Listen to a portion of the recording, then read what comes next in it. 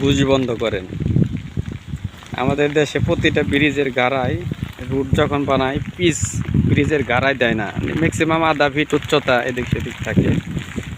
আমার কথা হলো 1 লাখ 2 লাখ 4 লাখ 10 লাখ টাকা ঘুষ দিয়ে রুটের কন্ট্রাক্ট আনে, অথচ যখন রুট করতে যায় কিছু বলে আমাদের ভাই কন্ট্রাক্ট এই পর্যন্তই, তারপরে আমরা পারবো না এক্সট্রা কাজ করতে, অথচ ব্রিজের গাড়ায় মাল দেয় না।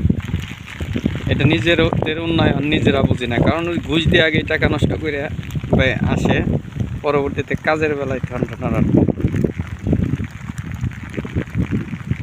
এইরকম ঘুষ বন্ধ করেন, অটোমেটিক দেশ ঠিক হয়ে যাবে।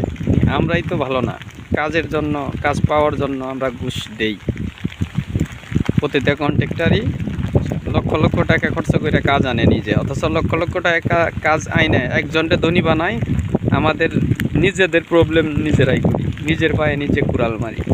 এই যে রাস্তাগুলো যখন পিচ করতে যায় 1/2 ইঞ্চির উপরে প্লাস্টার করে না, কেন করবে? কারণ ওদের তো আসলে পোষায় না, ওই যে টাকা দিয়ে কাজ আনে ব্রিজের গাড়ায় এসে, অথচ অল্প কিছু জায়গা এই যে দেখা যাচ্ছে, বৃষ্টির কারণে বুঝাইতে পারতেছি না, প্রতিটা ব্রিজে মোটরসাইকেল যে কোনো গাড়ি অ্যাক্সিডেন্ট হয় বা গাড়িগুলো উঠানের সমস্যা হয়।